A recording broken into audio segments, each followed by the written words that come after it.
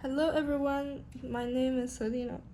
I'm going to take you through the light-dependent reaction, which is the first part of photosynthesis. The product of this reaction, or sum of the products, will go on and enter the light-independent reaction, or the Kelvin cycle. The process starts off with using the light. Light hit this photosynthesis tube, which is this one.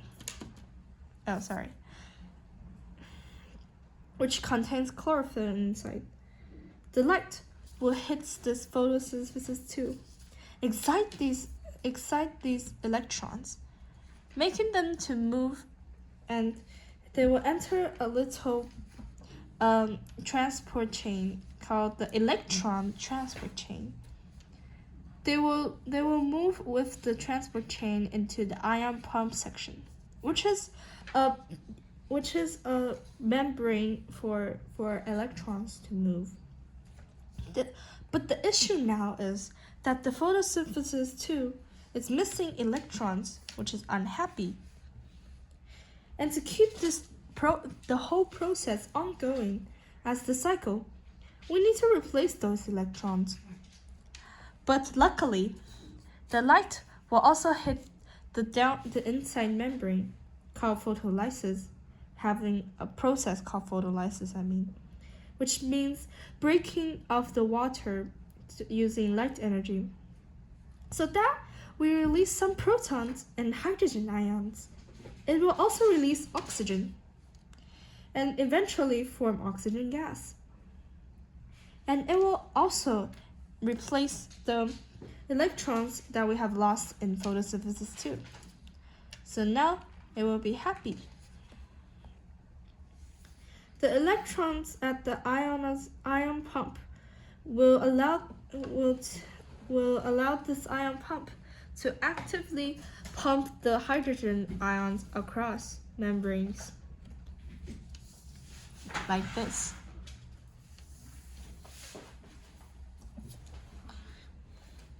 From low concentration to high concentration. The electrons are powering this ion pump. Now, we have a very high concentration in the thylakoid membrane and a very low concentration in the stromatome. But there's a problem.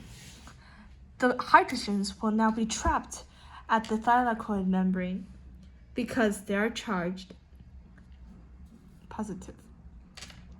They can't move through this bilayer. So instead, they go through the ATP synthase, this one. And through facilitated diffusion, these hydrogen ions diffuse out and of the ATP synthase. Every time they do so, they will be generating lots of ATP. From the ATP and the PI, which is the inorganic phosphate, which is actually not shown here. So we are generating a really key product of ATP for the next Kelvin cycle. Next part of this process of photosynthesis. The other issue we have now, though, is that we have these electrons, and they need to keep moving along. So they actually will carry the ion pump electrons, and they will consider moving them towards the photosynthesis 1, which they will end here, and causing them a back up. We need light to do this job.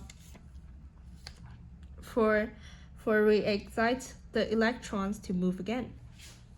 They re-enter the ETC and move along again.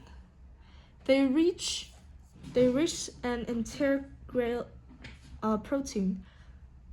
To remove these electrons and to make another key product of this reaction, along NADP,